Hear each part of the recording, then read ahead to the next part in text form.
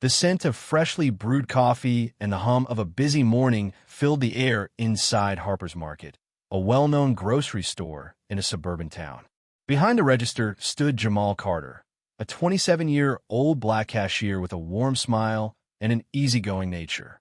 Standing at 5 feet 11 inches, with short-cropped black hair and deep brown eyes, he carried himself with quiet confidence. His deep voice was calm, yet energetic, the kind that reassured elderly customers when they forgot their coupons and made kids giggle when he playfully scanned their snacks. Jamal had worked at Harper's Market for 3 years, earning a reputation for being efficient, friendly, and patient, even with the most difficult customers. His strong work ethic was shaped by his upbringing. Raised by a single mother who worked 2 jobs, he learned early on the value of hard work and respect. Despite his kind demeanor, Jamal often sensed the subtle prejudices around him. The way some customers hesitated before stepping into his checkout line, the occasional disapproving glances from older shoppers, and the rare but unmistakable cold treatment from certain regulars. He never let it faze him. He had dealt with worse in life. Yet, no matter how much he brushed it off, he knew that one day his patience would be tested in a way he couldn't ignore. Harper's Market was the kind of grocery store where everyone knew everyone. Located in a middle-class neighborhood, it served a mix of friendly locals, busy professionals, and retirees who preferred personal service over large supermarket chains. The store had 6 checkout counters, each manned by cashiers who had become familiar faces to the customers. The fluorescent lights overhead gave the store a bright but sterile look, and the soft instrumental music playing over the speakers provided a soothing backdrop to the beeping of scanners. Jamal's coworkers were a mix of personalities. There was Tina, a middle-aged Latina woman who loved to gossip about her soap operas, and Chris, a college student working part-time, always glued to his phone between customers. The store manager, Mr. Phillips, was a no-nonsense but fair man who expected professionalism but also valued hard work. Most of the customers were pleasant and polite, often exchanging small talk with Jamal as he bagged their groceries. Some even requested to be in his line, appreciating his friendly service. But every now and then, a customer came along who reminded him that not everyone saw him as just a cashier. They saw his skin first. Jamal had developed a routine that made his long shifts easier. He started each morning with a cup of black coffee, clocked in, and made sure his register was stocked with receipts and coins before the first wave of customers. He knew which regulars needed extra help, like Mrs. Taylor, an elderly woman who struggled with her debit card, and Mr. Jensen, who always asked for paper bags instead of plastic. Despite the predictability, every shift had its challenges. Customers who grumbled about prices as if it was his fault, impatient shoppers who tapped their feet while he scanned items, and the occasional child throwing a tantrum in line. But Jamal handled it all with grace, flashing his easy smile and keeping his voice steady. However, there were other challenges that were harder to ignore, like the man who once refused to take his change from Jamal's hand, letting it drop on the counter instead, or the woman who asked to see a manager when Jamal answered her question, as if his word wasn't good enough. Still, Jamal never let it show. He had learned that fighting ignorance with anger never led to anything good. His mother always told him, "Kill them with kindness, baby." Some folks are set in their ways, but don't let them change who you are. That mantra had served him well. Until today. Today would be different. The morning had been uneventful, a steady stream of customers passing through his line, exchanging pleasantries and going about their day.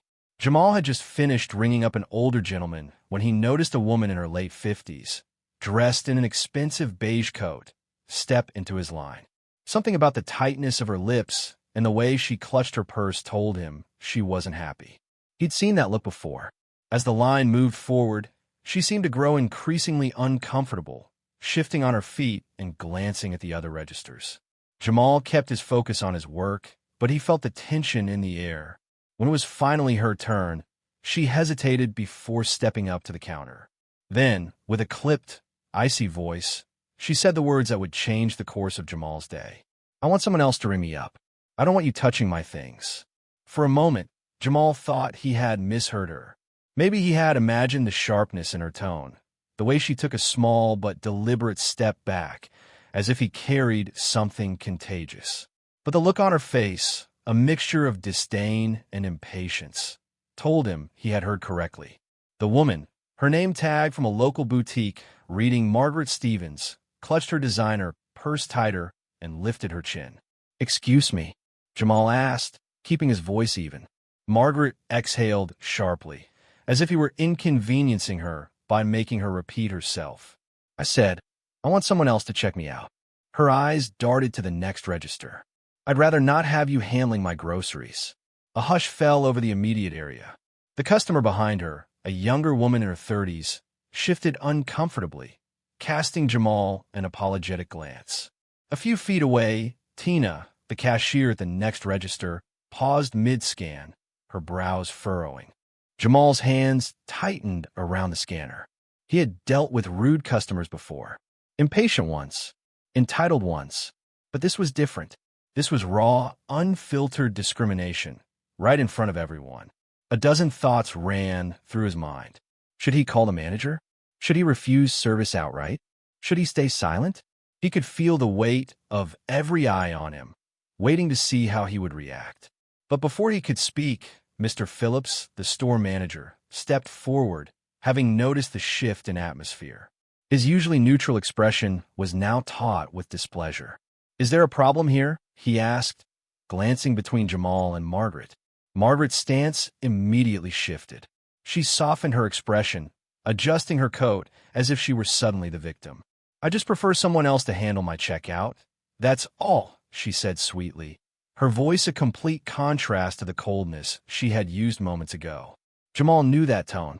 It was the voice of someone who knew exactly what they were doing, but wanted to make it seem like they weren't doing anything wrong.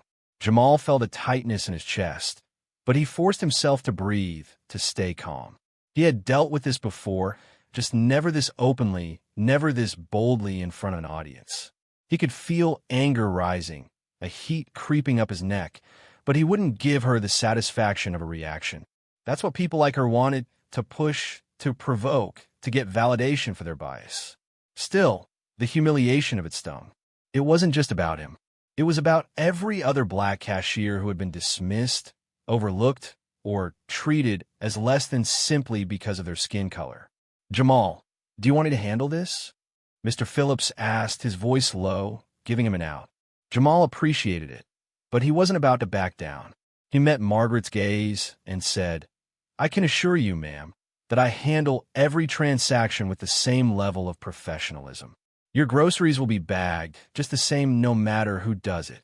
Margaret scoffed, her lips curling in distaste. "I just feel more comfortable with someone else. That's not unreasonable, is it?" The silence that followed was thick. Even the beeping of the registers seemed to pause. Jamal's grip on the counter tightened, but before he could respond, a voice from behind Margaret cut through the tension like a blade. "Actually, it is unreasonable." Everyone turned toward the speaker. It was the young woman behind Margaret, the one who had been watching uncomfortably. She stepped forward, her eyes flashing with anger. "It's racist and disgusting. If you don't want him checking you out, then maybe you should take your hateful attitude somewhere else." Jamal blinked, surprised. Customers rarely spoke up in situations like this. They usually just looked away, pretended they didn't hear. Margaret turned to the woman, her face going red. "Excuse me? I have every right to choose who I interact with." "Sure you do." The woman shot back, crossing her arms. "But don't pretend it's about preference when we all know what it really is." Murmurs rippled through the surrounding customers. Some nodded in agreement. Others whispered to each other. The air in the store had shifted. Margaret was no longer in control of the situation. Mr. Phillips, clearly wanting to de-escalate, took a step forward. "Ma'am, we don't tolerate discrimination in this store. If you refuse to be served by Jamal, you are welcome to shop elsewhere." Margaret's lips pressed into a thin line. She wasn't used to being challenged. Jamal stood tall, his anger now replaced with quiet pride. For so long, he had been told to ignore, to endure. But today was different. Today, someone had spoken up, and the entire store had heard it. Margaret's face burned with indignation as she took a step back, her gaze darting around as if searching for support. But the silence in the store told her she was alone. "This is absolutely ridiculous," she muttered under her breath, adjusting the strap of her expensive purse.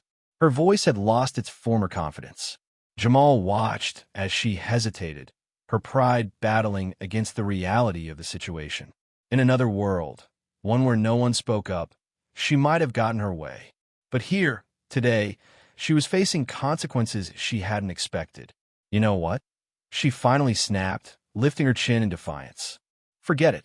I'll take my business elsewhere." She grabbed her cart, turning sharply toward the exit. Her heels clicked against the tile floor, each step laced with frustration. But before she reached the doors, Mr. Phillips called out, his voice calm but firm. "Ma'am, if you leave your groceries behind, they will be restocked. And just so you know, we don't tolerate this kind of behavior here. If you return, you will be expected to respect all of our employees equally." Margaret froze, her body tensing as if she had been slapped.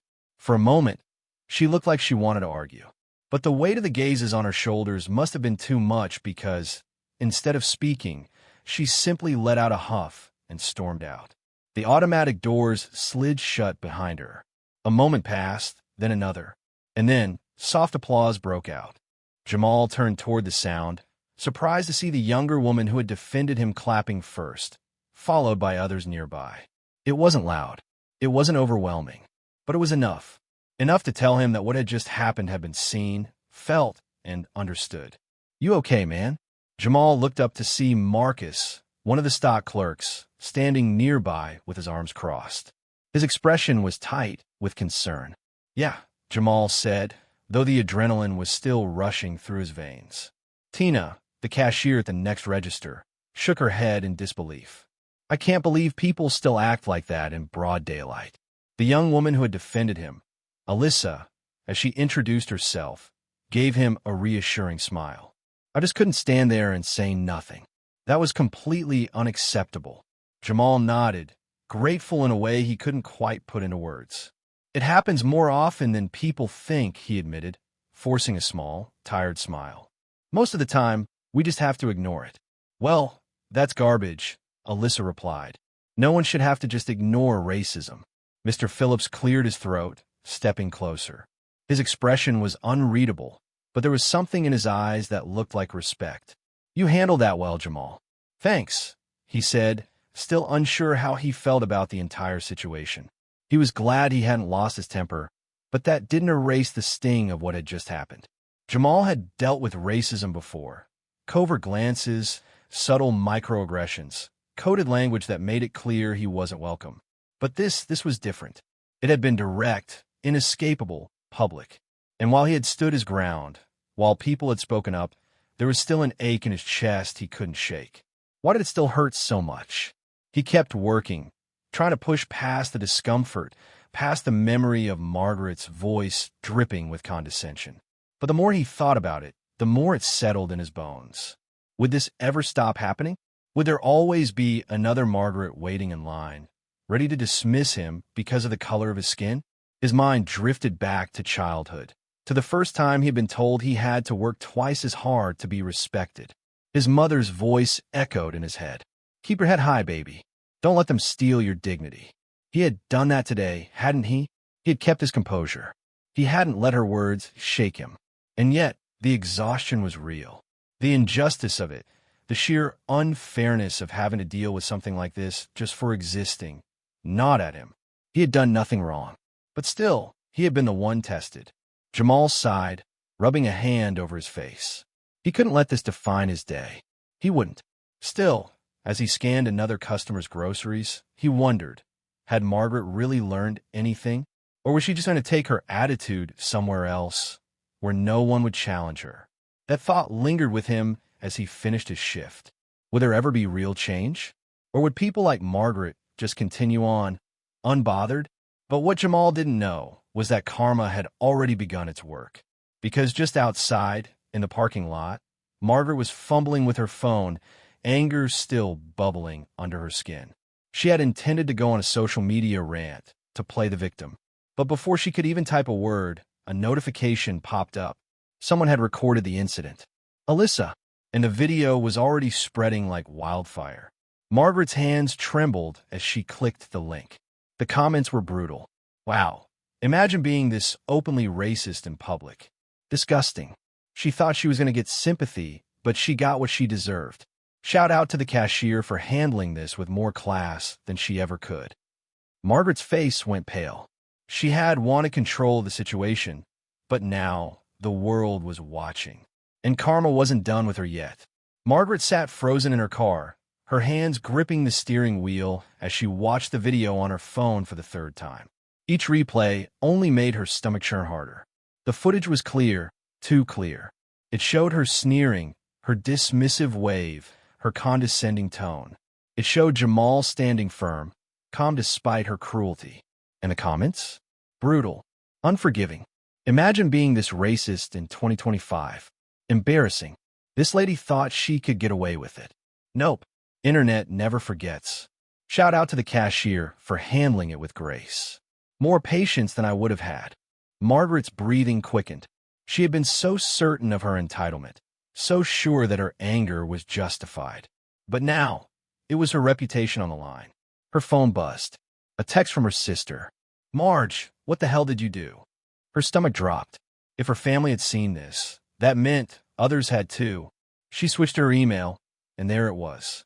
An email from her employer. Subject: urgent meeting today. Margaret's hands trembled. This wasn't just some passing moment. This was real.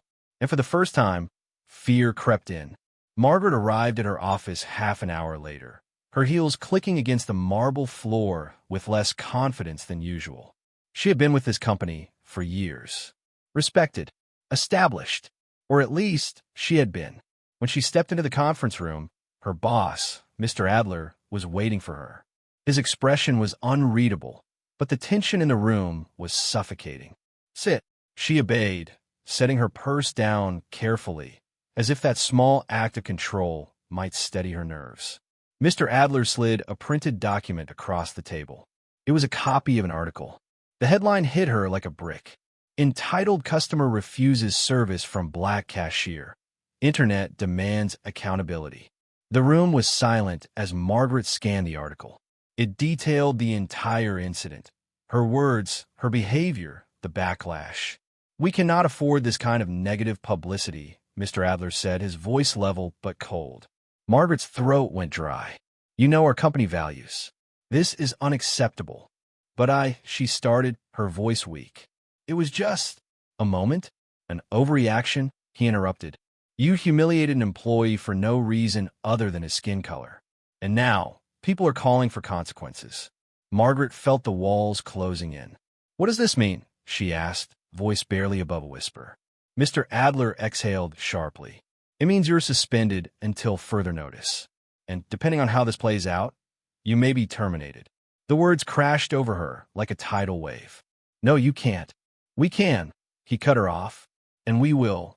Margaret stumbled out of the office, her breath shallow. Her mind raced. This wasn't supposed to happen. She had just been expressing her preference. How had it spiraled into this? She fumbled for her phone, heart pounding, and checked the video again. For the first time, she really looked at Jamal's face. He had stood there, composed, but there was pain in his eyes. Pain she had caused. A memory flashed in her mind. Her father's words from years ago. You don't treat people like they're beneath you, Margaret. Respect is earned, not demanded. She had dismissed those words back then, but now they echoed louder than ever. Her phone buzzed again. Another message, this time from an unknown number. I hope you learned from this. The world is changing. Maybe you should too. She stared at it, fingers tightening around the device. For the first time, shame washed over her. Margaret spent the next few days isolated, ashamed, and uncertain. The video of her outburst had taken on a life of its own, shared across social media, dissected in think pieces, even discussed on local news. At first, she wanted to fight back, justify, deny. But the more she watched the footage, the more she saw not just Jamal's composure, but her own cruelty. She knew she couldn't erase what she had done, but maybe she could make it right. With a deep breath, she typed out a message. 2. Grocery store corporate office. I'd like to formally apologize to Jamal Williams. I realize now that my actions were unacceptable, and I regret them deeply. If possible, I would like to speak to him directly. She hesitated before pressing send, but she did it. Later that day, she received a response, brief but direct. Jamal has agreed to meet. Tomorrow, 2 p.m. Margaret's heart pounded. Would he even want to hear what she had to say? The next day, Margaret walked into the same grocery store where she had humiliated Jamal. But this time, she wasn't demanding anything. Jamal stood near the registers, arms crossed. His face was unreadable. She couldn't blame him. "I appreciate you meeting with me," she started, her voice softer than before. He nodded, but said nothing. Margaret swallowed. This was harder than she thought. "I was wrong," she admitted. "What I did was awful. I treated you like you didn't deserve respect, and I see now that I was the one who didn't deserve it." Jamal's expression didn't change, but he tilted his head slightly. "I've spent the last few days reading, listening, and realizing how much harm I've caused. I don't expect forgiveness, but I wanted to apologize." Truly. Silence. Then, finally, Jamal exhaled. "I appreciate that," he said simply. It wasn't an instant fix. It wasn't absolution, but it was a start. Margaret left the store feeling different. She hadn't expected Jamal to forgive her outright. That wasn't the point. But owning her actions, acknowledging her wrongs instead of excusing them, felt like the first real step toward change. As she walked back to her car, she checked her phone.